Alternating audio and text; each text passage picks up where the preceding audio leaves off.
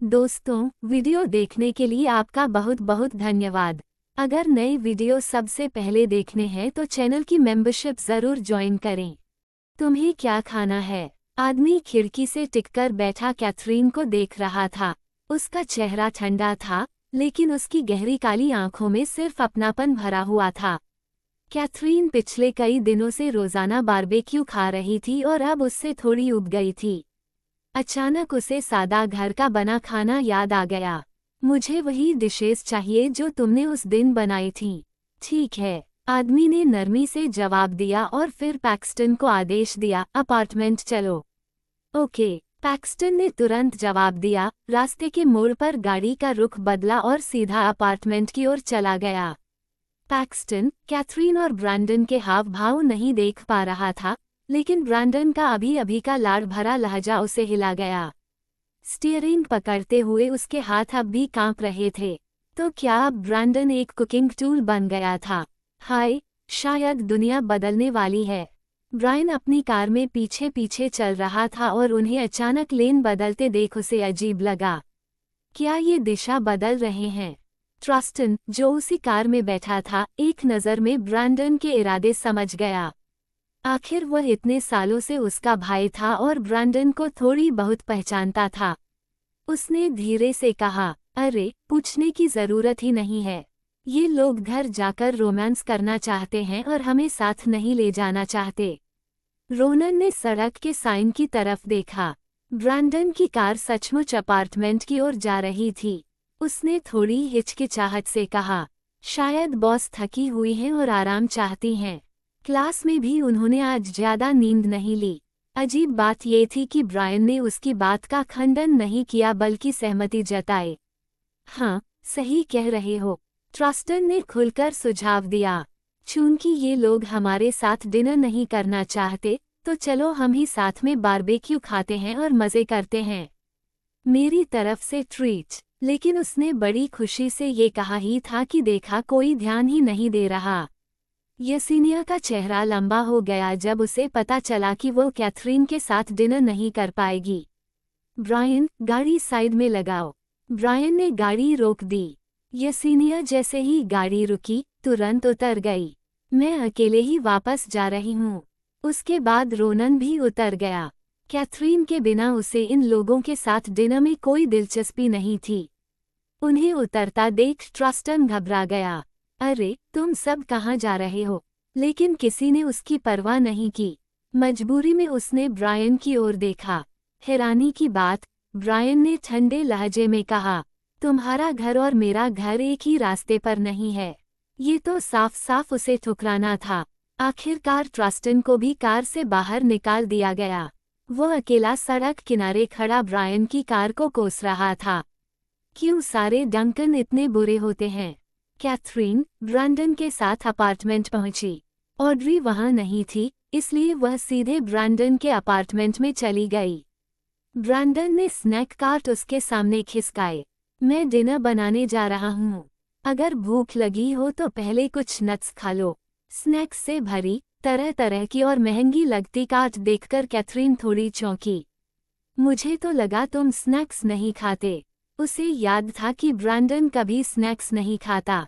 वह सिर्फ टॉफी खाता था जब वह जबरदस्ती उसके मुंह में डाल देती थी। उस समय उसका भाव कैथरीन कभी नहीं भूली थी, गर्मजोशी भरी मुस्कान और अजीब सी कोमलता। क्योंकि तुम हो। कैथरीन थोड़ी देर के लिए ठिठक गई, फिर उसके ठंडे चेहरे पर हल्की मुस्कान फैल गई। उसने ब्रैंडन को देखा, आंखों में चमक थी और शरारती लहजे में बोली, मुझे भी स्नैक्स पसंद नहीं। अब क्या करें? ब्रैंडन समझ गया कि वह जानबूझकर कह रही है। उसने साथ देते हुए कहा, मेरे लिए एक बाइट ले लो। कैथरीन ने एक नट उठाकर मुंह में डाल लिया, फिर हाथ पर ठुड्डी टिकाकर ब्रैंडन को देखने लगी। उसकी आंखों का कोना ऊपर उठा हुआ था। ठीक है, मिस्टर डंकन के लिए एक बाइट ले लेती हूँ। उसकी आवाज में शरारत और चुनौती थी। ब्रैंडन ने उसका सिर सहलाया। Good girl. कैथरीन की नज़र पास रखे लैपटॉप पर पड़ी और उसने पूछा, क्या मैं इसे इस्तेमाल कर सकती हूँ? जरूर, मैं डिनर बनाता हूँ। खाना जल्दी तैयार हो जाएगा। कहकर ब्रैंडन किचन में चला गया। कैथरीन ने लैपटॉप खोला और बेस का काम निपटाने लगी। इन दिनों उसने चिप का नया वर्जन अपग्रेड किया था, जो अभी टेस्टिंग फेज में था, इसलिए उसे काम पूरा करना था। समय जल्दी बीत गया और ब्रैंडन खाने की प्लेटें लेकर बाहर आया। कैथरीन अब भी लैपटॉप पर गहरी तल्लीनता से काम कर रही थी। उसकी गंभीर शक्ल देखकर ब्रैंडन कुछ पल के लिए दंग रह गया।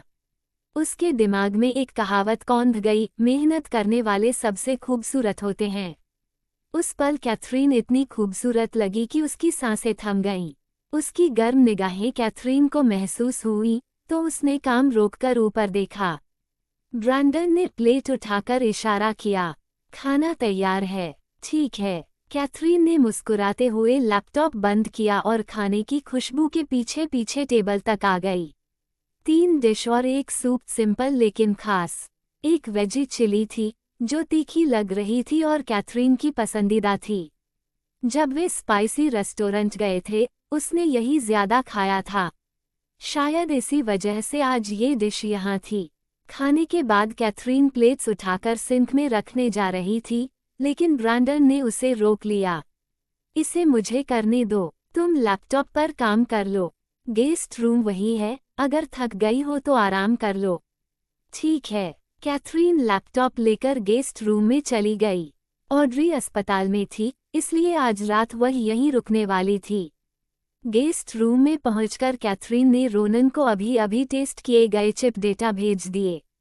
तभी उसका फोन बजा। उसने फोन उठाया और कान से लगाया।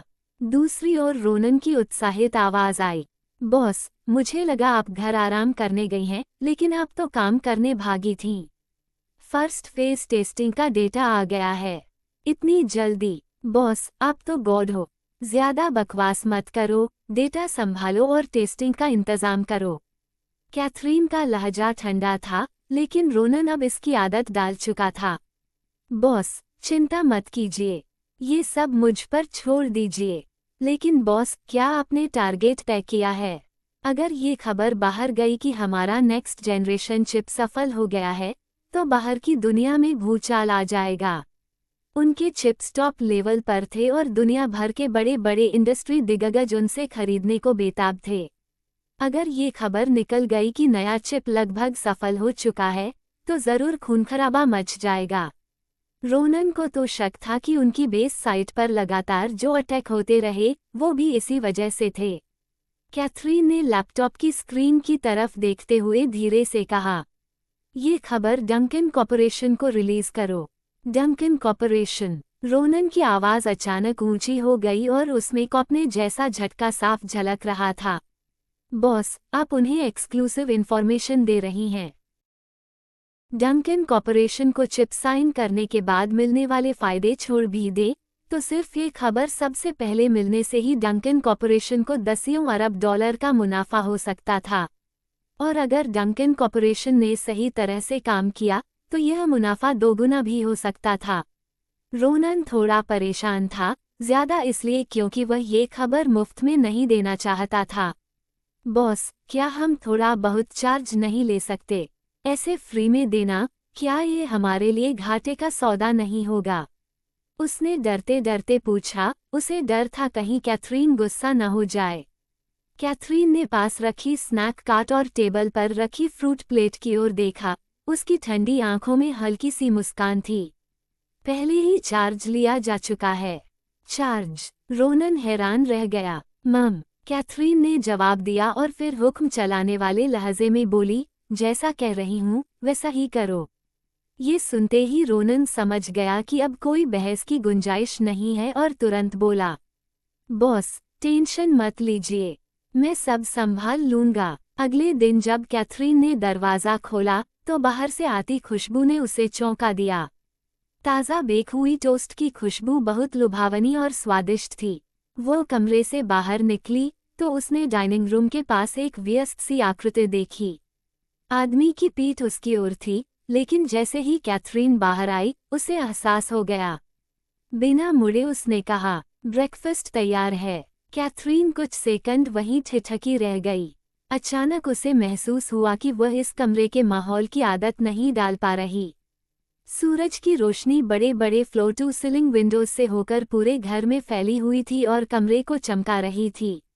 उस पल कैथरीन के मन में सिर्फ एक शब्द कौंधा, वॉर्म। आदमी को अजीब सा लगा क्योंकि उसकी बात के बाद भी पीछे कोई हरकत नहीं हुई। उसने हाथ का टोस्ट नीचे रखा और मुड़कर देखा। वहां कैथरीन खड़ी थी, जमी हुई। उसकी आंखों में अब न तो वही शरारती और हुक्म चलाने वाली चमक थी, बल्कि थोड़ी सी मासूमियत, प्यारी सी बेवकूफ़ी और उलझन थी। ब्रैंडन अपने आप को रोक न पाया और उसकी नाक को छू गया। क्यों नहीं हिल रही? क्या चाहती हो कि मैं तुम्हें खुद खिलाऊं? कैथरीन होश में आई और उसे घूरकर टोस्ट पर एक तेज काट लिया। फिर उसे घूरते हुए टियाओ टियाओ कर देखा। ब्रैंडन नाराज नहीं हुआ, बल्कि उसके चेहरे पर मुस्कान और गहरी हो गई। कैथरीन का यह अंदाज उसे और असली लगा, बिल्कुल उसकी उम्र के हिसाब से। कैसा लगा? आदमी के सवाल पर कैथरीन ने ईमानदारी से सिर हिला दिया। फिर ब्रैंडन ने उसे कुर्सी पर बैठा लिया और जबरदस्ती नाश्ता कराया। उसे एक गिलास गुनगुना दूध और 2 स्लाइस टोस्ट खाने के बाद ही स्कूल भेजा गया। ब्रैंडन की टाइम पर डिलीवरी की वजह से आज कैथरीन कुछ मिनट पहले ही क्लास पहुंच गई।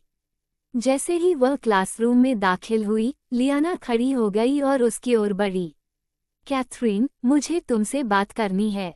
चलो मेरे साथ बाहर। कैथरीन उसके साथ क्लास से बाहर चली गई और दोनों हॉलवे के आखिर में खड़े हो गए। कैथरीन ने अपनी जेब में हाथ डाले हुए आलस से खड़े होकर कहा, बोलो। लियाना ने उलझे हुए चेहरे और अजीब सी नज़र से कैथरीन की ओर देखा। कैथरीन, मुझसे एक बात बताओ, क्या ऑड्री घायल है? तो तुम्हें पता है, फिर पूछ क्यों रही हो? कैथरीन ने उसे नीचा दिखाते हुए कहा। वह जानती थी कि अगर लियाना को ऑड्री की चोट का पता न होता, तो वह इस तरह सवाल नहीं करती। कैथरीन को लियाना का ये बनावटीपन बेहद नापसंद था। लियाना ने गुस्से से कैथरीन को घूरा। तुमने हमें तुरंत क्यों नहीं बताया? मुझे तो ऑड्री की चोट की खबर जॉर्ज से मिली। कैथरीन, तुम्हें नहीं लगता कि यह ज्यादा हो गया? अगर जॉर्ज ने गलती से जिक्र न किया होता, तो उसे कुछ पता ही नहीं चलता। उसे तो ये भी नहीं मालूम था कि कैथरीन, ब्रायन और बाकी सबको ऑड्री से मिलने ले गई थी। लेकिन कैथरीन की बहन होकर भी उसे साथ नहीं ले जाया गया। कैथरीन की आंखों में अब नफरत और व्यंग्य था। क्या मुझे दोष देने आई हो कि मैंने तुम्हें नहीं बताया? अब बहन का प्यार दिखाने आई हो? तुम्हारा ऑड्री से कितना अच्छा रिश्ता है। उसके इस पलटवार से लियाना हक्का बक्का रह गई। सच्चाई ये थी कि उसका ऑड्री से अच्छा रिश्ता बिल्कुल नहीं था। उसे ऑड्री की बेवकूफ़ी पसंद नहीं थी। झूठा रिश्ता निभाने का दिखावा करना उसे बेहद खटकता था। उसने गहरी सांस ली, अपना गुस्सा दबाया और ठंडी निगाहों से कैथरीन को देखा। वैसे भी, वो मेरी बहन है। तुम्हें कम से कम मुझे बताना चाहिए था। तुमने इसलिए नहीं बताया क्योंकि तुम्हें डर था कि ऑड्री तुम्हारी मदद करना बंद कर देगी, सही? तुमने ऑड्री के करीब इसलिए आना चाहा क्योंकि तुम्हें पता था कि उसका हमारे परिवार से झगड़ा है। तुमने उसे इस्तेमाल किया ताकि हमारे खिलाफ जा सको। सच बताओ, तुम यहाँ सिर्फ इसलिए लौटी हो ताकि बचपन में मॉम और डैड ने तुम्हें गांव भेज दिया था, उसका बदला ले सको, है ना? कैथरीन ने साफ देख लिया कि लियाना जानबूझकर बकवास कर रही है। सही कहा, मैं बदला लेने ही आई हूँ। अब संतुष्ट हो। ये कहकर कैथरीन सीधा मुड़ी और वहां से निकल गई। उसके पास इस पागल औरत पर वक्त बर्बाद करने का समय नहीं था। कैथरीन की जाती हुई पीठ को देखते हुए लियाना के चेहरे पर एक शातिर मुस्कान आ गई। उसने अपना मोबाइल निकाला और प्ले दबा दिया। कैथरीन के साथ अभी हुई सारी बातचीत उसने रिकॉर्ड कर ली थी। अब उसे बेसब्री से इंतजार था कि उसके पिता की प्रतिक्रिया कैसी होगी जब वो ये रिकॉर्डिंग सुनेंगे और जानेंगे कि कैथरीन सच में बदला लेने आई है। उसने मन ही मन सोचा, कैथरीन, तुम मुझे कभी हरा नहीं पाओगी। उधर सबर्बन विला में ब्रैंडन नए प्रोजेक्ट्स का निरीक्षण कर रहा था। दोपहर में वह वहीं आराम कर रहा था कि पैक्सटन ताज़ा खबर लेकर पहुंचा। मिस्टर डंकन, मेरे पास कुछ जानकारी है जिसे आपको कंफर्म करना होगा। पैक्सटन का खुद आकर कंफर्म कराना दर्शा रहा था कि यह कोई छोटी बात नहीं थी। ब्रैंडन ने तुरंत कॉन्फ्रेंस कॉल रोकी और उसकी ओर देखा। बोलो। पैक्सटन ने ब्रैंडन को ताज़ा जानकारी सौंपी। मिस्टर डंकन, हैकर अलायंस ने खुद हमें खबर दी है कि सेकेंड जनरेशन चिप का डेवलपमेंट टेस्टिंग स्टेज में पहुंच गया है और जल्द ही मार्केट यूज के लिए तैयार होगा। ये खबर वाकई मामूली नहीं थी। ब्रैंडन ने तुरंत ऊपर देखा और पूछा, क्या ये सच है? यस। पैक्सटन ने पक्के लहजे में सिर हिलाया। वो ये खबर सुनकर इतना चौंक गया था कि बार बार कंफर्म किया था। मिस्टर डंकन, ये खबर सच है। हमारी जानकारी के मुताबिक हैकर अलायंस ने ये खबर सिर्फ हमें लीक की है और यह एक्सक्लूसिव डिस्क्लोजर है। यही बात पैक्सटन को सबसे ज्यादा हैरान कर रही थी। हैकर अलायंस बदनाम था कि वो कभी किसी पर मेहरबान नहीं होता। उनसे खबर खरीदना नामुमकिन था। हैकर अलायंस का अपना परफेक्ट सिस्टम था। ये बेहद रहस्यमयी और ताकतवर संगठन था और इसके मेंबर्स सब जीनियस लेवल के थे। उनसे जानकारी पाना आसान नहीं था। मिस्टर डंकन, अगर यह खबर सच है तो हैकर अलायंस ने हमें अरबों डॉलर का फायदा दे दिया है। अगर हमें सेकेंड जनरेशन चिप्स का एक्सक्लूसिव सप्लायर बनाया गया तो डंकन कॉर्पोरेशन को बहुत लाभ होगा। यही सोचकर पैक्सटन बेहद उत्साहित था, लेकिन खबर इतनी अजीब तरीके से आई थी कि वो खुद कोई फैसला नहीं ले पा रहा था और ब्रैंडन से सलाह लेने आया था। मिस्टर डंकन, अब हमें क्या करना चाहिए? हैकर अलायंस द्वारा डंकन कॉर्पोरेशन को दी गई एक्सक्लूसिव खबर वाकई साधारण नहीं थी। ब्रैंडन इस चिप को लंबे समय से चाहता था और मार्केट में इससे जुड़ी कोई खबर आने का इंतजार कर रहा था। अगर कोई अफवाह भी आती तो चाहे जितना भी खर्च क्यों न करना पड़े, वह एक्सक्लूसिव राइट्स ले लेता। दुनिया के सबसे बड़े चिप बेस में से एक हैकर अलायंस का खुद आगे आकर डंकन कॉर्पोरेशन को खबर देना वाकई असामान्य था। पैक्सटन, कालो को वापस बुलाओ। पैक्सटन तुरंत समझ गया कि ब्रैंडन का इशारा क्या है। ब्रैंडन चाहता था कि इस मामले की जिम्मेदारी कालो डंकन को दी जाए। ठीक है, मैं कालो से तुरंत संपर्क करता हूँ। अगर कालो इस काम को संभाल लेता तो पैक्सटन निश्चिंत हो जाता, वरना उसे लगता कि उसके पास इतनी ऊर्जा नहीं है कि वह अकेले इसे संभाल सके।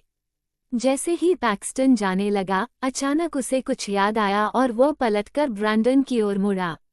मिस्टर डंकन, क्या आपको लगता है कि इसका मिस स्वॉन से कोई संबंध हो सकता है?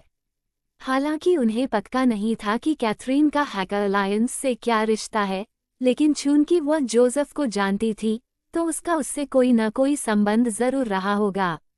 लेकिन जैसे ही उसने कहा, खुद ही तुरंत मना कर दिया। नहीं, शायद नहीं। आखिर चिप्स का मामला बहुत बड़ा है और यह फैसला सिर्फ हैकर अलायंस के डिसीजन मेकर्स ही ले सकते हैं। पूरी बातचीत के दौरान ब्रैंडन चुप रहा।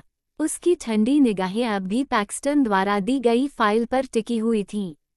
क्लास खत्म होने पर क्लास 8 के होमरूम टीचर अचानक कैथरीन को ढूंढते हुए आए। कैथरीन, जरा बाहर आओ। रोनन और ब्रायन ने चिंता से कैथरीन की ओर देखा, समझ नहीं पाई कि अचानक होमरूम टीचर उसे क्यों बुला रहे हैं।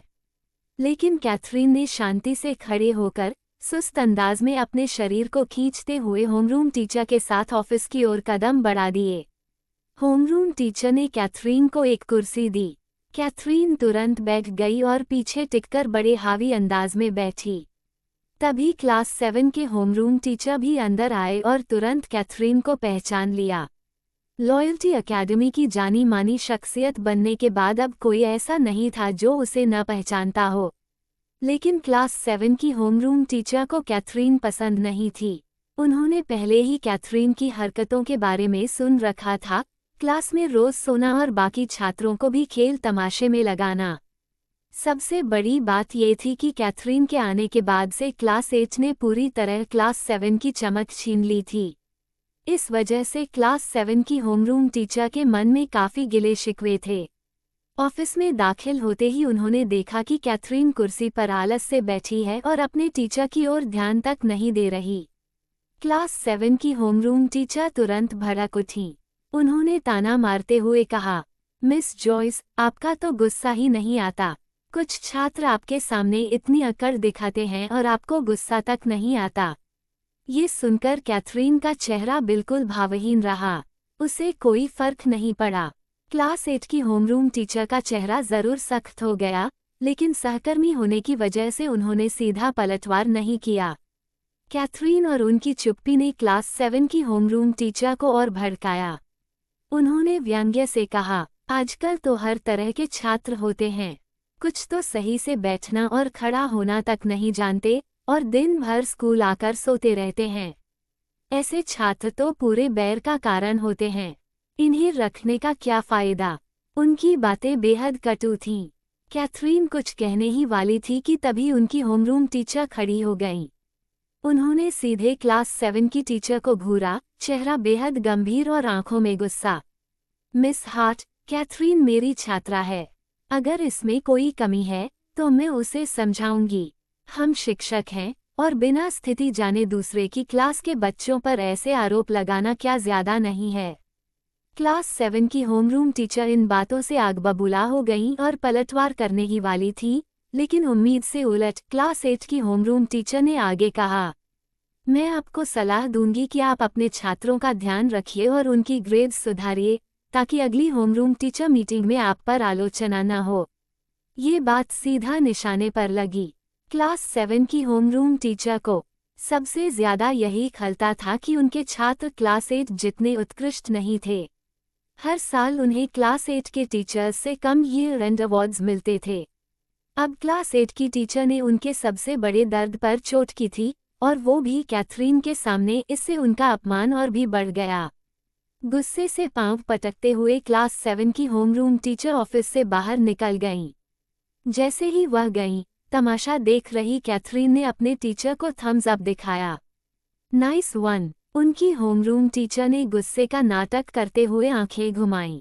आगे से उससे बचना, मैं नहीं रहूंगी तो वो तुम्हें परेशान कर सकती है। कैथरीन ने मन ही मन सोचा, मुझे परेशान करेगी। मिस हार्ट में इतनी ताकत है। उसने आगे बात नहीं बढ़ाई। आखिर उसे कोई डर नहीं था, भले ही मिस हार्ट सच में ताकतवर हो। वैसे आप मुझे बुलाने आई क्यों थी? होमरूम टीचर ने माथे पर हाथ मारा और मासूमियत से बोली, अरे हाँ, मैं तो भूल ही गई थी। सब मिस हार्ट की गलती है, उसने मुझे लगभग भुला ही दिया था। उन्होंने तुरंत एक फाइल निकालकर कैथरीन को दी।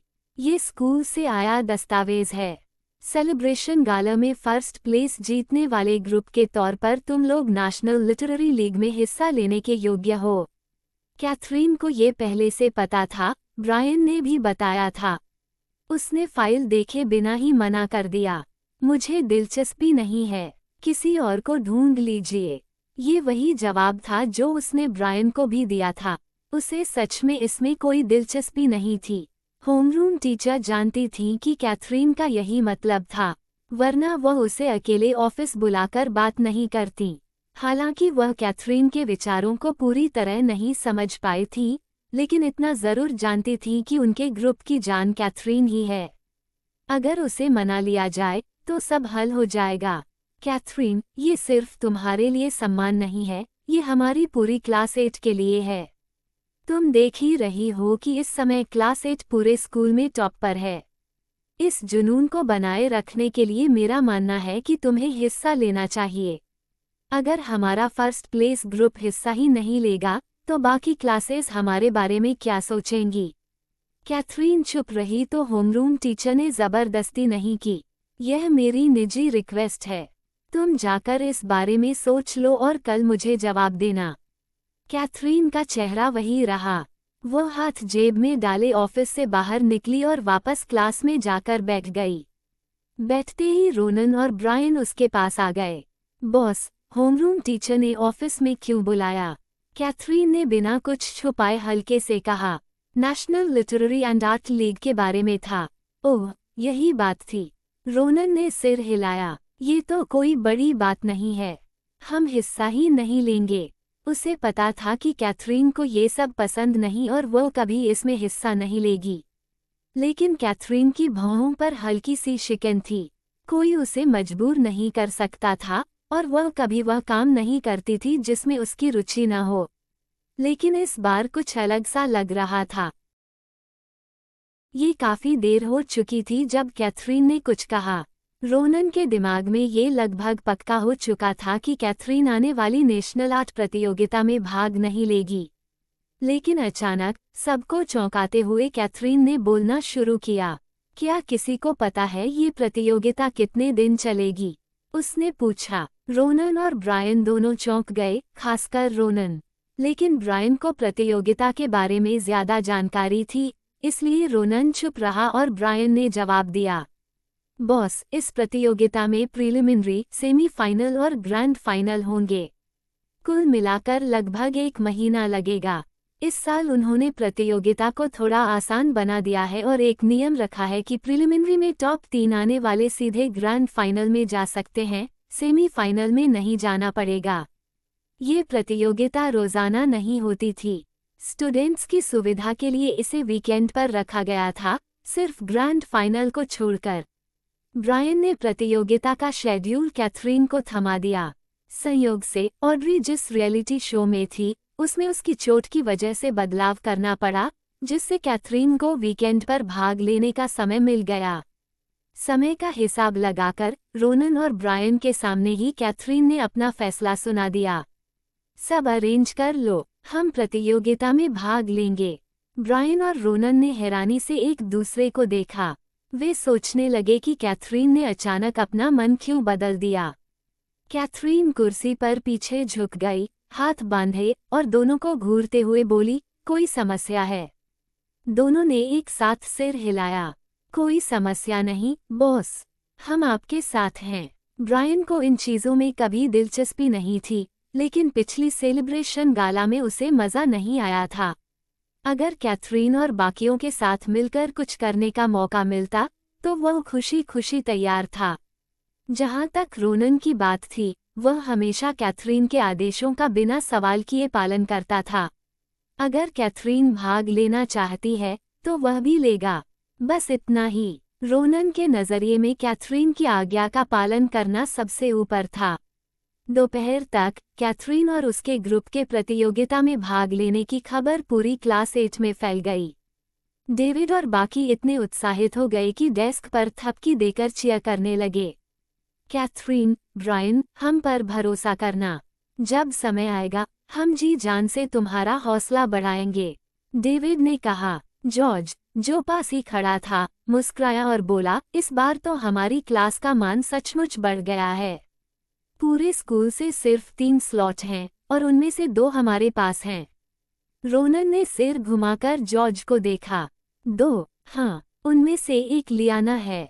स्वान सिस्टर्स कमाल की हैं और हर एक दूसरी से बेहतर, जॉर्ज ने समझाया। उसी वक्त लियाना वहां से गुजरी। जॉर्ज ने उसे रोक लिया और गर्मजोशी से बोला, लियाना, कैथरीन ने प्रतियोगिता में भाग लेने के लिए हामी भर दी है। अब हमारी जीतने की उम्मीदें और बढ़ गई हैं, है ना? कैथरीन ने लियाना का नाम सुना तो उसने ऊपर देखा और लियाना को जॉर्ज के पास एक बनावटी मुस्कान के साथ खड़े पाया। बाहर से शांत दिख रही लियाना भीतर से गुस्से से भरी हुई थी। ये देख कैथरीन को मजा आ गया। लियाना ने कई सालों से एक हाई बॉर्न लेडी की इमेज बनाए रखने के लिए बहुत कुछ सहा था। उसकी सहनशीलता वाकई गजब की थी। लियाना को पहले से ही खबर मिल गई थी कि कैथरीन ने शुरुआत में भाग लेने से इनकार कर दिया था, लेकिन अब उसने अपना मन बदल लिया। लियाना ने मन ही मन सोचा, क्या ये मनहूस सारा ध्यान खींचना चाहती है? ये तो बस मुझे नीचा दिखाने के लिए पैदा हुई है। कितनी चिढ़ाने वाली मनहूस है ये। और ये बेवकूफ़ जॉर्ज भी क्यों मुझे यूं शर्मिंदा करता है? अंदर ही अंदर जल रही लियाना को बाहर से शांत और विनम्र दिखना पड़ा। उसने कैथरीन की ओर देखकर सहज अंदाज में पूछा, कैथरीन, मैंने सुना था तुमने पिछली बार नेशनल प्रतियोगिता में भाग लेने से इनकार कर दिया था। कहा था कि दिलचस्पी नहीं है। अचानक मन क्यों बदल गया? कहीं ऐसा तो नहीं कि तुम्हें पता चला कि यह प्रतियोगिता ग्लोबली प्रसारित होगी और तुम चाहती हो कि सब तुम्हें पहचाने? उसका इशारा साफ था कि कैथरीन शोहरत के लिए पलटी है। नहीं, जॉर्ज ने तुरंत कैथरीन के लिए सफाई दी। उसने कहा, लियाना, इस बार तुम गलत हो। कैथरीन ने भाग लेने के लिए इसलिए हामी भरी क्योंकि हमारी होमरूम टीचर ने खास तौर पर उनसे निवेदन किया। जब मैं सुबह ऑफिस में था, होमरूम टीचर ने बताया कि उन्होंने आखिरकार कैथरीन को मना लिया है। वो बहुत खुश हैं कि कैथरीन हमारी क्लास को रिप्रेजेंट कर रही है। सुबह सबने देखा था कि होमरूम टीचर ने कैथरीन को क्लास से बुलाया था। उस वक्त सभी यह सोच रहे थे कि आखिर कैथरीन ने क्या कर दिया जो उनकी हमेशा नर्म स्वभाव वाली टीचर ने अचानक उन्हें बुला लिया। अब जाकर सब समझ में आया। जॉर्ज की बात सुनकर सबको हालात साफ हो गए। डेविड ने ताली बजाकर कहा, कैथरीन, तुमने सचमुच हमारी क्लास की इज्जत का ख्याल रखा। आओ, सब मिलकर कैथरीन के लिए ताली बजाएं। वो इतनी विनम्र है कि ब्रायन को भी स्कूल की इज्जत के लिए अपने साथ खड़ा कर रही है। हमें ताली बजाने में कंजूसी नहीं करनी चाहिए। तुरंत क्लास में जोरदार तालियां गूंज उठीं। कैथरीन अभी भी अपनी सीट पर आलस से बैठी रही, बिना रुचि के, जैसे इन सब बदलावों से उसे कोई फर्क ही नहीं पड़ता। दूसरी ओर लियाना ने जब कैथरीन को अपने सहपाठियों के बीच एक रानी की तरह घेरा देखा तो उसके दिल में गहरी नफरत उमड़ आई। हर तालियां और कैथरीन की तारीफें लियाना के दिल में नुकीले तीरों की तरह चुभ रही थीं। जो कुछ पहले उसका था, स्वॉन परिवार में हो या क्लास 8 में, सब अब कैथरीन का हो गया था। लियाना के हिसाब से सारी इज्जत और शोहरत उसी की थी। वह परिवार का गर्व थी, यहाँ तक कि स्वॉन्स में भी, जहाँ आमतौर पर लड़कों को तरजीह दी जाती थी। वह अपनी 2 बहनों से कहीं ज्यादा कीमती थी। लेकिन कैथरीन के आने के बाद सब बदल गया और लियाना इसे बर्दाश्त नहीं कर सकती थी। उसे लगता था कैथरीन ने उससे सब छीन लिया है। उसने कसम खाई कि वह कैथरीन से छुटकारा पाकर रहेगी। लियाना ने कैथरीन की तरफ देखा। उसे उम्मीद नहीं थी कि कैथरीन भी उसे देख रही होगी। उनकी नज़रें टकराईं और ऐसा लगा जैसे कैथरीन उसकी आत्मा तक देख सकती हो। कैथरीन ने कुछ किया नहीं था, लेकिन फिर भी लियाना को लगा जैसे उसने उसके दिल पर चोट कर दी हो। उसकी नज़रें झुक गईं। लियाना का दिल तेजी से धड़कने लगा और वह अजीब सा घबरा गई। यह एहसास उसके लिए बेहद असहज था। आखिरकार वह जल्दी से वहां से निकल गई। कैथरीन पूरे समय लियाना की प्रतिक्रिया देख रही थी। जब उसने लियाना को भागते देखा तो उसके होठों पर एक ठंडी मुस्कान आ गई। वह लियाना की नीयत को भली भांति समझती थी। उसने बार बार कहा था कि वो लियाना की कुछ मूर्खताओं को बर्दाश्त कर सकती है। आखिरकार हर बार जब लियाना कोई मूर्खता करती तो भुगतना उसे ही पड़ता। लेकिन अगर लियाना खुद अपने विनाश की तरफ बढ़े तो फिर कैथरीन निर्दया होने में जरा भी हिचकिचाएगी नहीं। कॉबन मर्सी हॉस्पिटल में था। उस समय अस्पताल के डायरेक्टर रिस समेत कई महत्वपूर्ण लोग ऑपरेटिंग रूम के बाहर इकट्ठा थे। कॉबन ने चिंतित चेहरे से डायरेक्टर की ओर देखा। मिस्टर पैरी, मेरे बेटे की हालत कैसी है? क्या ये गंभीर है? रिस ने गंभीरता से कॉबन की ओर देखते हुए जवाब दिया, मिस्टर स्वॉन, निश्चिंत रहिए। हमारे टॉप सर्जन मिस्टर जोनाथन का ऑपरेशन कर रहे हैं। उनकी हालत बहुत गंभीर नहीं है और आगे कोई असर नहीं पड़ेगा। कॉबन ने सिर हिलाया और आभार व्यक्त करते हुए रिस से हाथ मिलाया। धन्यवाद मिस्टर पैरी, आपने इस मामले को संभालने में जो मेहनत की, मैं उसकी सराहना करता हूँ। कॉबन ने अपने सचिव को इशारा किया। सचिव ने तुरंत अपनी जेब से एक लिफाफा निकाला। यह एक जाना पहचाना सिलसिला था। अनुमान लगाने की जरूरत नहीं थी। रिस अच्छे से समझ गए कि कॉबन का मतलब क्या है। उन्होंने सचिव के हाथ से लिफाफा लेने से इनकार कर दिया और हमेशा की तरह शिष्टता से कॉबन की ओर देखा। मिस्टर स्वॉन, आपकी मिस्टर डंकन से नज़दीकी रिश्तेदारी है, ये सब हमारा कर्तव्य है। कृपया ऐसा मत कीजिए। रिस की मजबूत रवैये को देखकर कॉबन समझ गए कि वह सचमुच गंभीर हैं। उन्होंने सचिव को इशारा किया कि लिफाफा वापस रख दें। रिस मुस्कुराते हुए वहां से चले गए। जैसे ही रिस ओझल हुए, उनके असिस्टेंट ने धीरे से पूछा, मिस्टर पैरी, आप स्वॉन्स के साथ इतनी शिष्टता क्यों बरत रहे हैं? स्वॉन्स का तो हमारे अस्पताल से कोई खास संबंध भी नहीं है, है ना? कासिया का सबसे अच्छा निजी अस्पताल मर्सी हॉस्पिटल अक्सर धनाढ्य और प्रभावशाली मरीजों को ही देखता था। स्वान्स जैसे परिवार के लिए रिस का खुद शामिल होना उनकी ऊंची हैसियत को ही दर्शाता था। रिस ने अनगिनत बड़े लोगों से मुलाकात की थी, लेकिन असिस्टेंट ने महसूस किया कि वह स्वान्स के साथ असाधारण रूप से विनम्र हैं। रिस मुस्कुराए और अपने असिस्टेंट को गहरी नज़र से देखा। स्वान्स का डंकन्स से गहरा रिश्ता है। अगर स्वान्स और डंकन्स एकजुट हो गए तो हमें भविष्य में स्वान्स की पसंद नापसंद का ध्यान रखना होगा। पिछली बार लौटते वक्त रिस ने कैथरीन की पृष्ठभूमि के बारे में स्पष्ट जानकारी जुटाई थी और स्वान्स तथा डंकन्स के रिश्ते के बारे में जान लिया था। इस बार कॉबिन का बेटा घायल हुआ था, जो स्वान्स का मामला था। ब्रैंडन के पहले के रवैये और उसके अस्पताल आने को देखते हुए रिस स्वान्स की उपेक्षा नहीं कर सकते थे।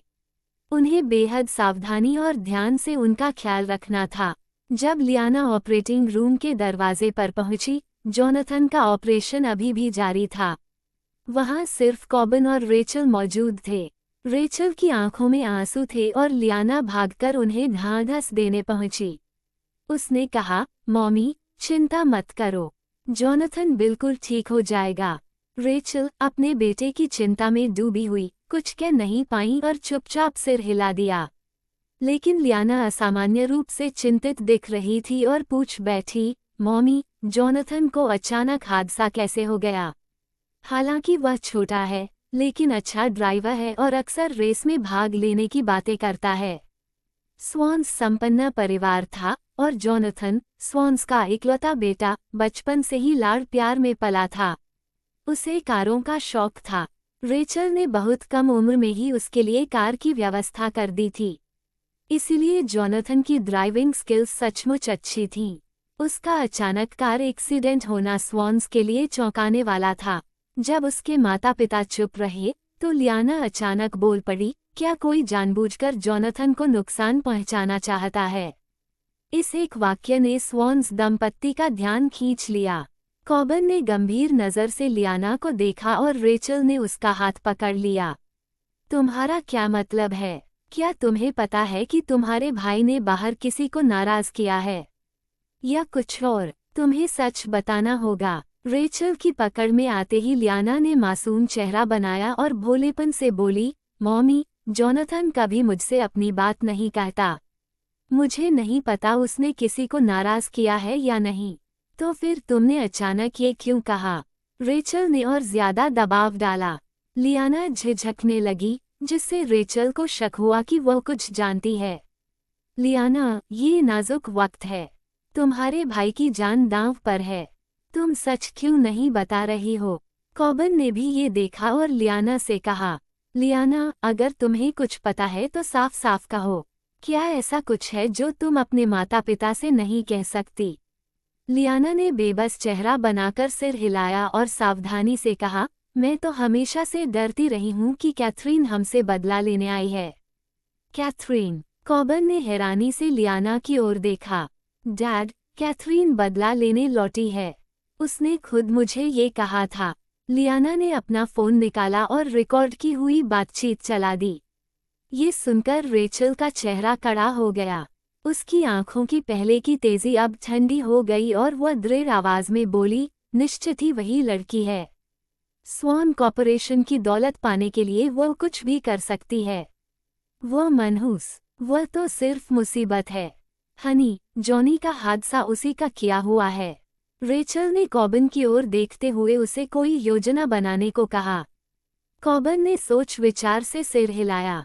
शुरू में वह पारिवारिक रिश्तों की वजह से चरम कदम उठाना नहीं चाहते थे, लेकिन कैथरीन सचमुच बदला लेना चाहती थी।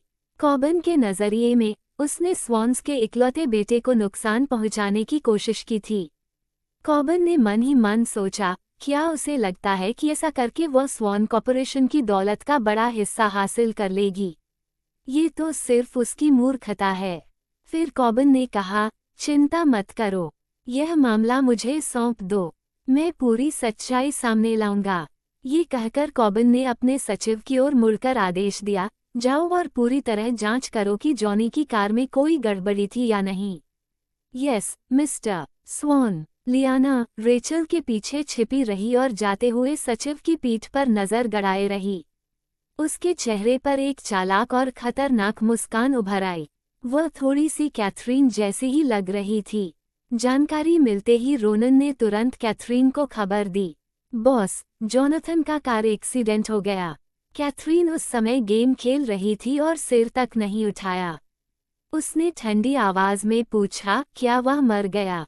रोनन ने सिर हिलाया और छोटा सा जवाब दिया, नहीं, बस उसकी टांग टूट गई है। अभी मर्सी हॉस्पिटल में उसका ऑपरेशन चल रहा है। तो फिर मुझे क्यों बता रहे हो? कैथरीन का लहजा ठंडा और निर्दयी था।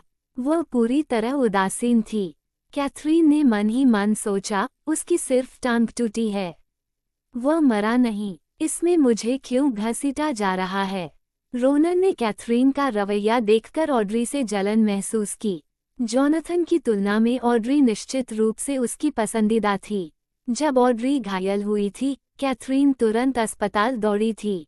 उसने बेहतरीन डॉक्टर बुलाए और ब्रैंडन तक को साथ ले गई थी। चूंकि कैथरीन को जोनाथन की कोई परवाह नहीं थी, रोनन ने भी आगे बातचीत करना जरूरी नहीं समझा। जोनाथन उसके लिए महत्वहीन था, इसलिए कैथरीन को परेशान करने की जरूरत ही नहीं थी।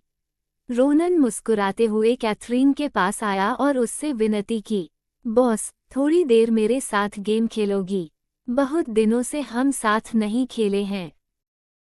कॉबन को पहले से ही अंदेशा था कि लियाना के मन में क्या चल रहा है, इसलिए शक होने के बावजूद उसने तुरंत अपने सचिव को आदेश दिया कि वह उस कार की जांच करे जिसमें हादसे के समय जोनाथन सवार था। मिस्टर स्वॉन, मिस्टर जोनाथन की कार के ब्रेक पैड से छेड़छाड़ की गई थी, सचिव ने कहा। ये सुनते ही पास खड़ी रेचल अब और शांत नहीं रह सकी। वह खड़ी हो गई। उसकी आंखें लाल थीं और नफरत से भरी हुईं। वह चिल्लाई, क्या उस मनहूस ने ये किया है? कमबख्त, उसकी इतनी हिम्मत! मैं उसे मार डालूंगी। हाँ, मैं उसे जरूर मार डालूंगी। लेकिन बगल में खड़ी लियाना उस समय कुछ संयमित रही। उसने अपनी माँ का हाथ पकड़ लिया। मॉम, भले ही हमें शक है कि जोनाथन का हादसा सामान्य नहीं था, लेकिन हमारे पास कोई सबूत नहीं है कि यह कैथरीन ने किया है। हमें पहले और जांच नहीं करनी चाहिए, उसने कहा। रेचल गुस्से से तमतमा उठी और उसका चेहरा गुस्से से विकृत हो गया। और कौन हो सकता है सिवाय उसके? वह तो मुसीबतों की खान है, मनहूस है। वह बदला लेने वापस आई है।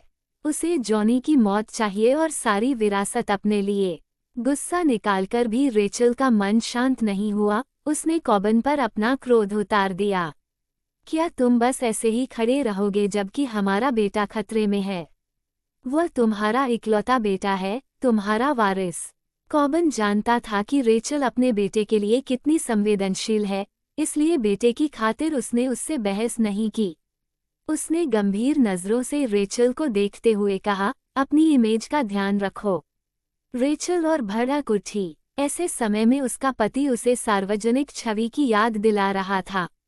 उसे समझ आ गया कि कॉबन पर भरोसा नहीं किया जा सकता, लेकिन उसके पास अपना मायका था।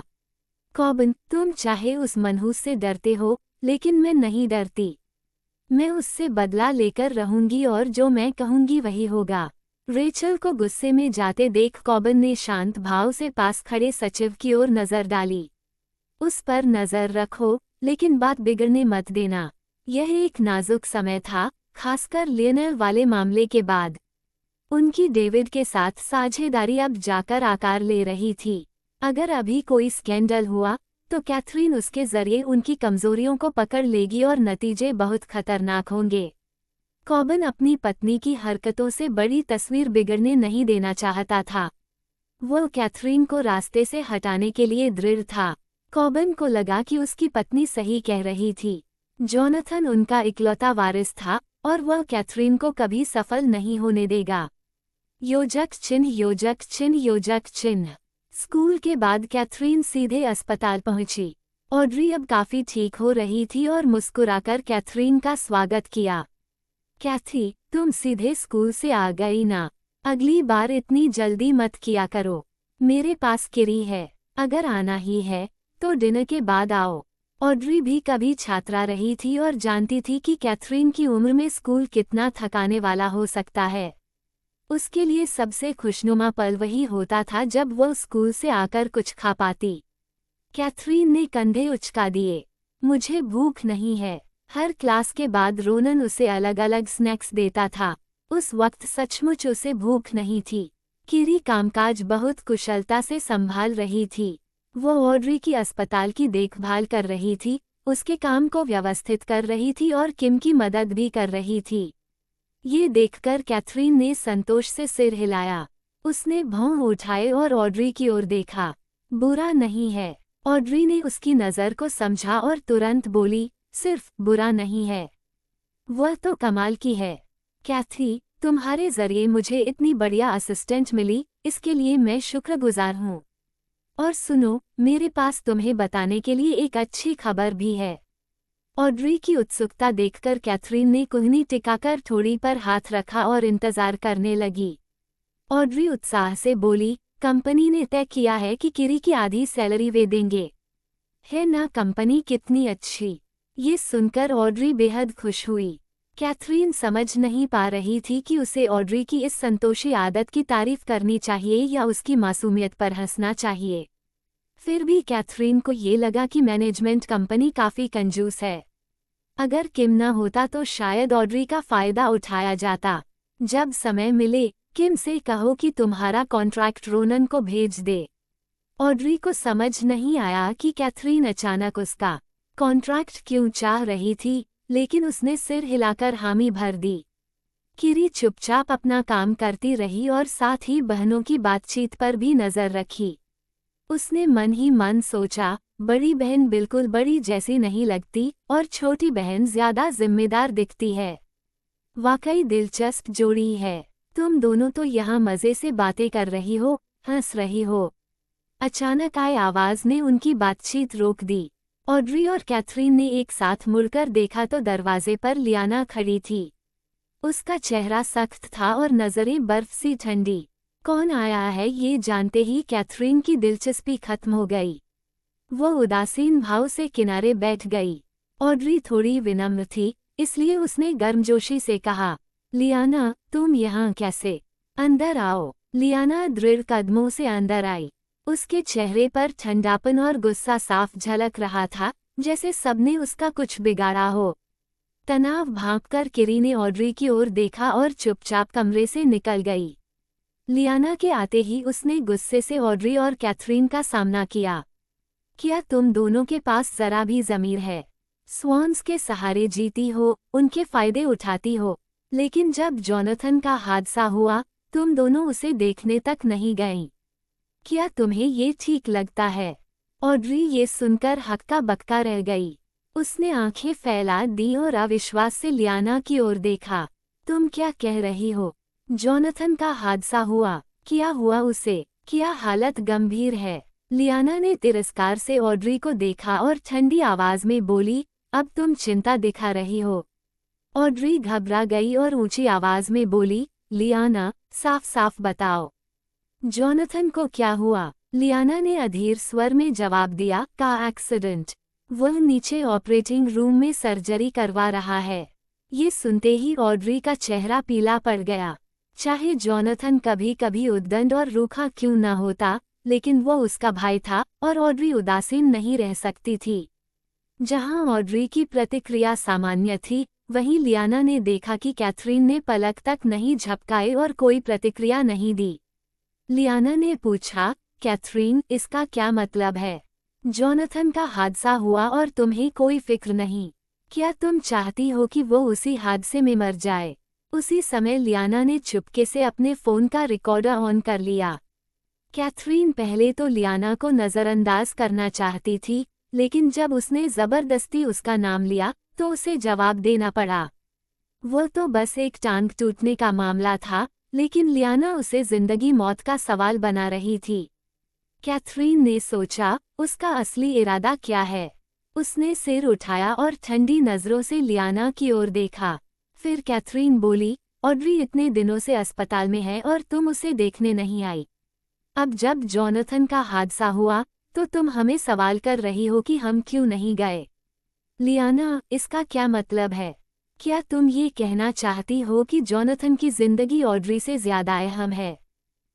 कैथरीन के लगातार सवालों की बौछार के आगे लियाना एकदम चुप हो गई। उसकी आंखें फैल गईं, गुस्से के बावजूद उसके पास कोई जवाब नहीं था। कैथरीन ने एक और अहम सवाल दागा। उसने ठंडी निगाहों से लियाना को घूरते हुए कहा, हम तो जोनाथन के पीछे नहीं थे, तो हमें कैसे पता चलेगा उसके साथ क्या हुआ? अगर जोनाथन का एक्सीडेंट हुआ था, तो तुम्हें हमें तुरंत बताना चाहिए था। तुमने हमें फ़ोन तक नहीं किया और सीधा हॉस्पिटल के कमरे में आकर हमें ही कटघरे में खड़ा कर दिया। असल में तुम चाहती क्या हो, लियाना? कैथरीन की बातों ने लियाना को बिल्कुल बोलने का मौका ही नहीं दिया। लियाना ने नहीं सोचा था कि उसके छिपे हुए इरादे कैथरीन को इतने साफ दिखाई देंगे। और ये तो उसने बिल्कुल नहीं सोचा था कि कैथरीन सबके सामने इस तरह उसका सामना करेगी। वो हक्का बक्का रह गई। ऑड्री ने दोनों को आमने सामने देखा तो उसके सिर में दर्द होने लगा। उसे नहीं लगा कि लियाना जानबूझकर कुछ कर रही है, बल्कि उसे लगा कि वह बस जोनाथन को लेकर ज्यादा चिंतित है। ठीक है, अब बस करो, झगड़ा बंद करो। ऑड्री ने कैथरीन को शांत करने के बाद लियाना की तरफ ध्यान दिया। लियाना, जोनाथन अब कैसा है? हमारे पेरेंट्स आ गए हैं। हालत क्या है? लियाना जवाब देती उससे पहले ही ऑड्री ने फिर कहा, छोड़ो, इतने सवाल पूछने से क्या होगा?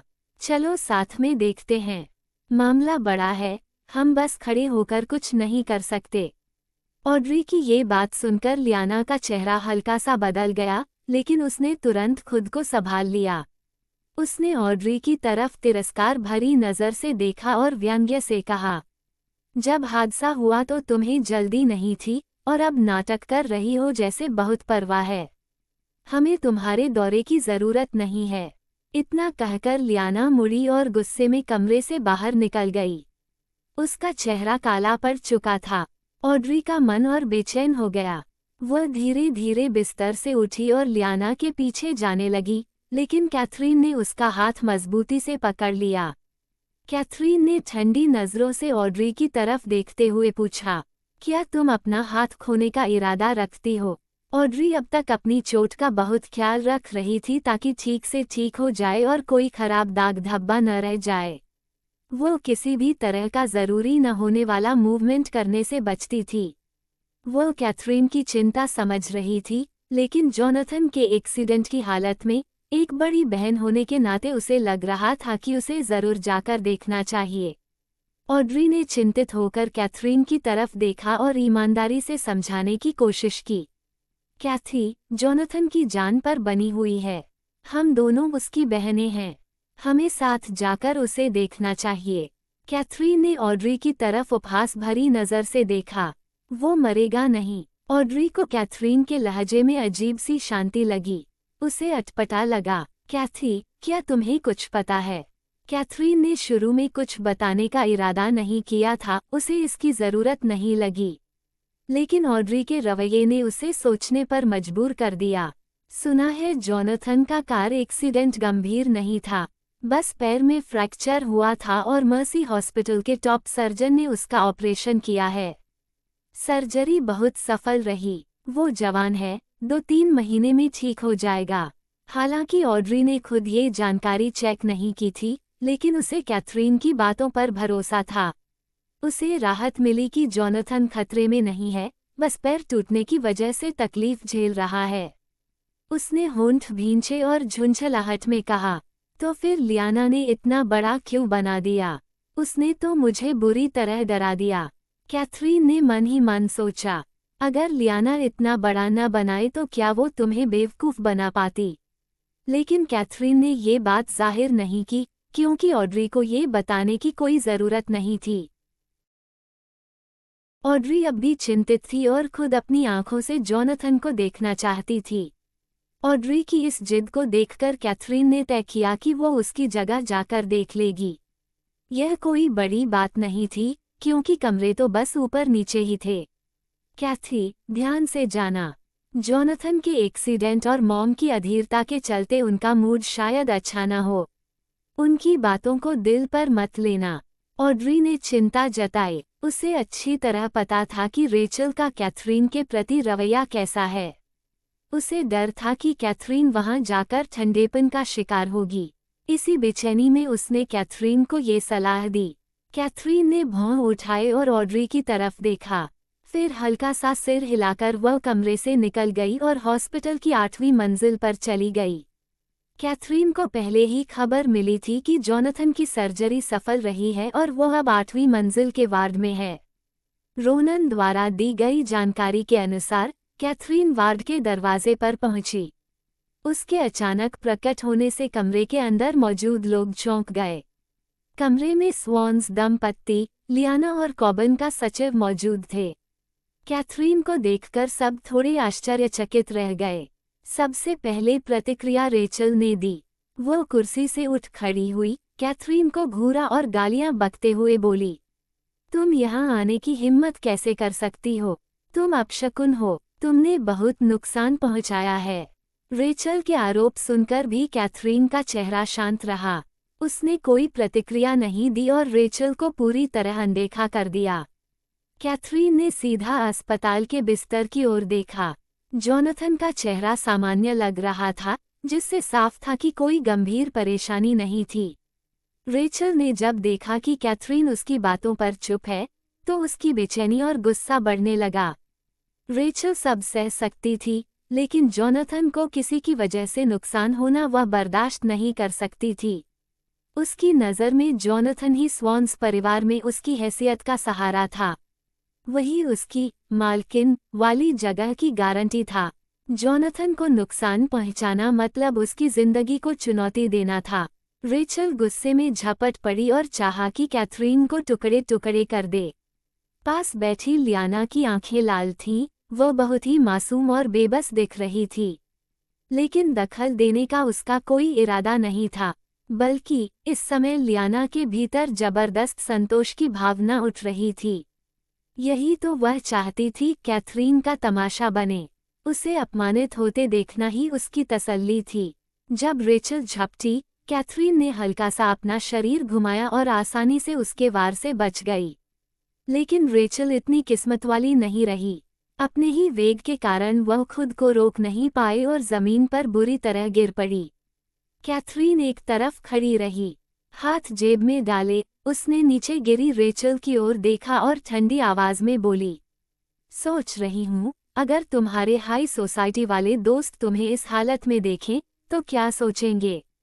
रेचल तो बवाल करने का मन बना ही चुकी थी, लेकिन कैथरीन की तीखी बातों ने उसका दिल चीर दिया। वह तुरंत उठ खड़ी हुई। उसकी वह सलीकेदार और ऊंचे दर्जे वाली लेडी वाली छवि लगभग मिटी गई थी, और उसे लगा कि कैथरीन ने उसे बर्बाद कर दिया। उठने के बाद उसका चेहरा तमतमा गया और उसने कैथरीन को तेज नजरों से घूरा।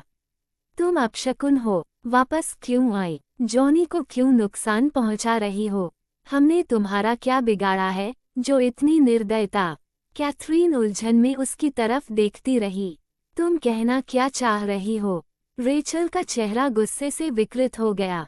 नाटक मत करो, तुम अपशकुन हो। अगर तुम न होती तो जॉनी इस हालत में न होता। ये सुनकर कैथरीन की सुंदर आंखें बर्फ जैसी ठंडी हो गईं।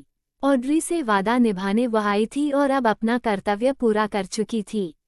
जब उन्हें उसकी मौजूदगी पसंद ही नहीं, उसे अपशकुन कहकर कोसते हैं, तो फिर कैथरीन को वहां ठहरने की जरूरत नहीं थी। बिना कुछ कहे वो मुड़ी और कमरे से निकल गई। लेकिन रेचल ने पीछा नहीं छोड़ा। वह दरवाजे तक उसके पीछे आई और फिर आरोपों की बौछार शुरू कर दी। सभी की नज़रें कैथरीन पर थीं। किसी ने ध्यान नहीं दिया कि उसके जाते ही लियाना ने राहत की सांस ली। कैथरीन को जाते देख लियाना का चेहरा और अंधकार में हो गया। उसे डर नहीं था, चाहे कैथरीन इनकार ही क्यों न कर दे। लियाना जानती थी कि वहां मौजूद लोग कैथरीन की बातों पर भरोसा नहीं करेंगे। उन्हें वही दिखेगा कि कैथरीन खुद को दोषमुक्त दिखाने की कोशिश कर रही है। रेचल ने गुस्सा निकालने के बाद कॉबन की ओर देखा। अब तक वह कुछ शांत हो चुकी थी। उसे पता था कि कॉबन को औरतों का बवाल बिल्कुल पसंद नहीं है। वह पहले भी एक बार हंगामा कर चुकी थी। अगर इस बार फिर वही करती तो शायद कॉबन नाराज हो जाता। कॉबन, तुमने देखा न कैथरीन का रवैया। जॉनी के साथ इतना कुछ होने के बाद भी उसमें इतनी हिम्मत है कि वो यहाँ आकर उसके हाल पूछे। देख लो कितनी ढीठ है। कॉबन का चेहरा काला पड़ गया और उसकी आवाज ठंडी हो गई। चिंता मत करो, मैं संभाल लूंगा। रेचल कई सालों से उसकी पत्नी थी। वो भले उसे पूरी तरह न समझती हो, लेकिन उसके हावभाव पहचानती थी।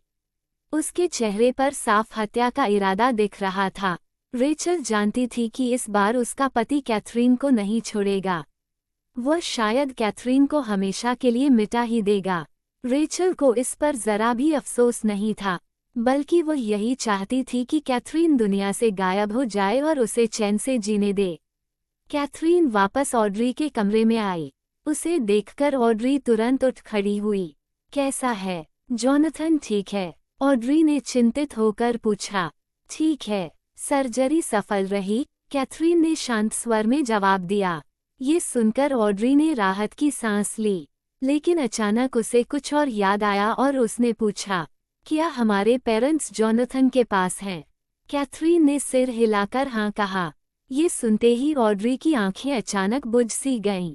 उसने छिपाने की कोशिश की, लेकिन कैथरीन ने उसकी उदासी महसूस कर ली। ऑड्री 3 दिन से अस्पताल में थी। कैथरीन को छोड़कर स्वॉन्स परिवार का कोई भी उससे मिलने नहीं आया था। ऑड्री को नहीं पता था कि कैथरीन ने उसकी भावनाएं पढ़ लीं।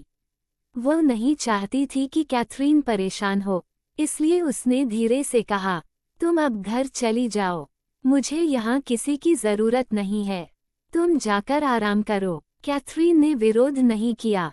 सच तो यही था कि ऑड्री अकेले सब संभाल सकती थी। ठीक है, मैं जा रही हूँ। किरी ने कैथरीन को जाते देखा, फिर धीमी आवाज में ऑड्री से बोली, ऑड्री, लगता है तुम्हारी छोटी बहन थोड़ी आरक्षित है।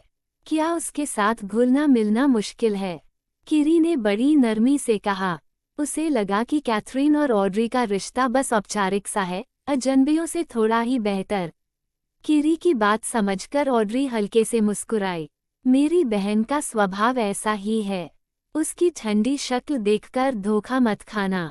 वो बहुत अच्छी इंसान है, बहुत उदार है और किसी से बैर नहीं रखती। मेरे साथ उसने हमेशा बहुत अच्छा किया है। ऑड्री अपनी बहन की आभारी थी। वह जानती थी कि अगर कैथरीन का सहारा न होता तो उसकी हालत और भी बदतर होती। जैसे ही कैथरीन हॉस्पिटल से बाहर निकली, उसने तुरंत प्रवेश द्वार पर खड़ी अपनी परिचित कार देख ली। मानो ये रोज का हिस्सा बन चुका हो। कैथरीन को जरा भी आश्चर्य नहीं हुआ और वह सीधे गाड़ी की ओर बढ़ गई।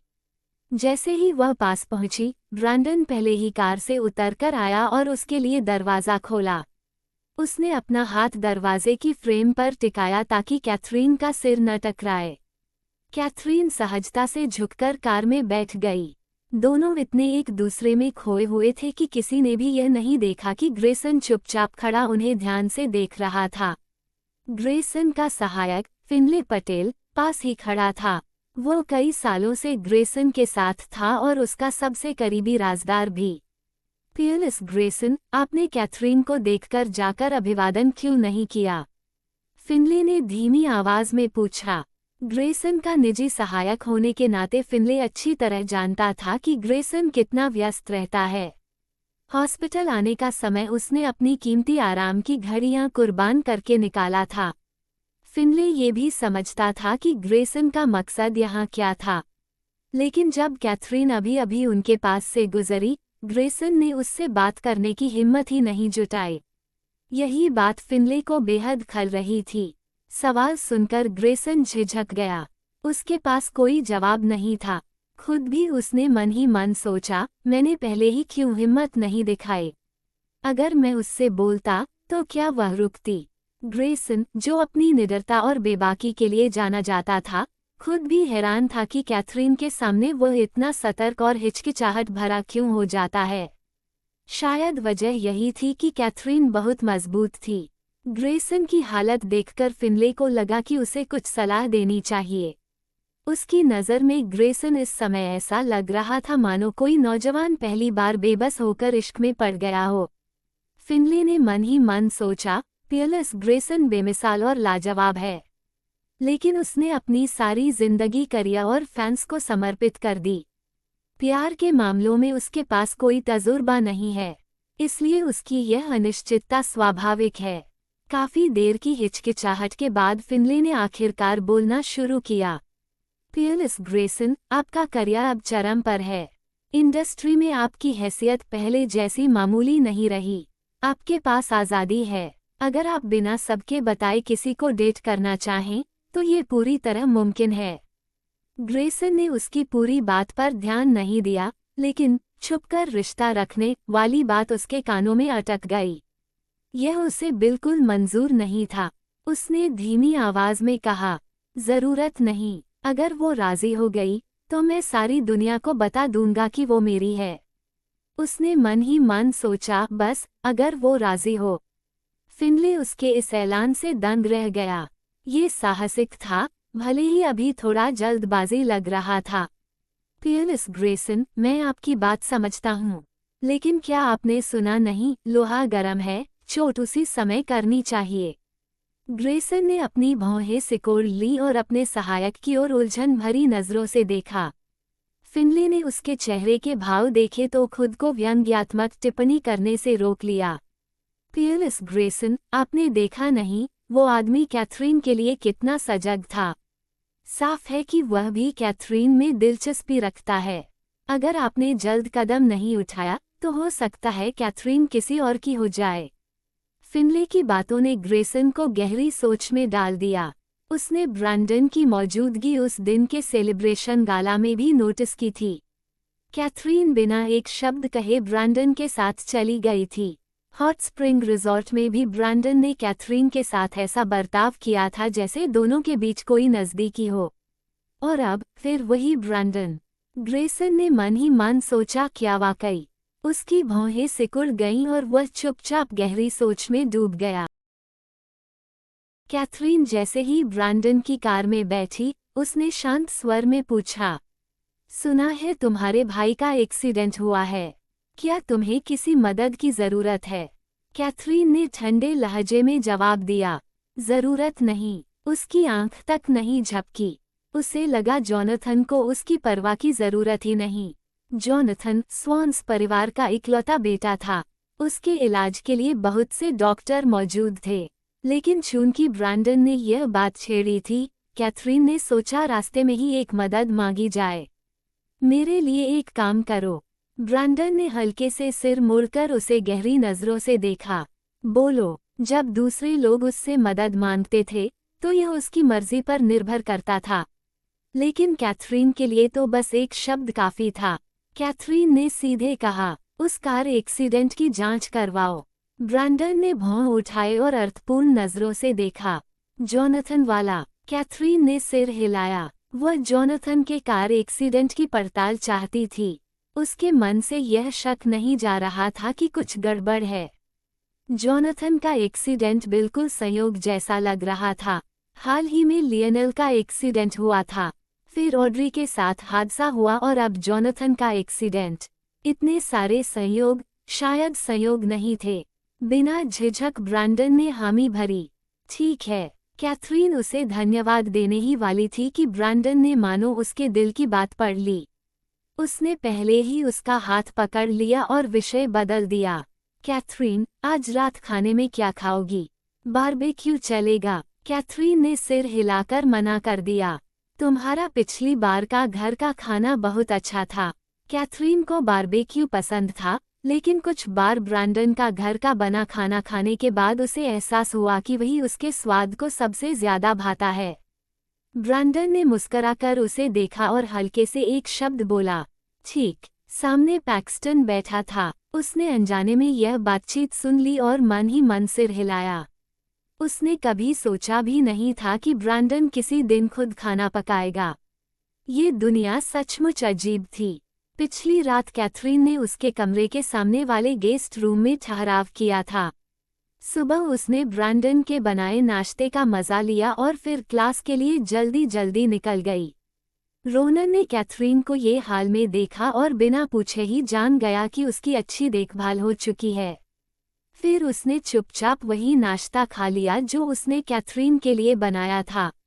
पहली क्लास खत्म होते ही यसीनिया उत्साह से कैथरीन को ढूंढने चली आई।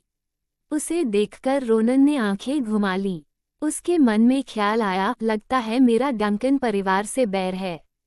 एक एक करके सब मेरे बॉस के पास क्यों आ रहे हैं। उसने ताना मारा, जॉर्ज, दरवाजे पर कार्ड रीडर लगवा दें। इतने लोगों का आना हमसे संभल नहीं रहा।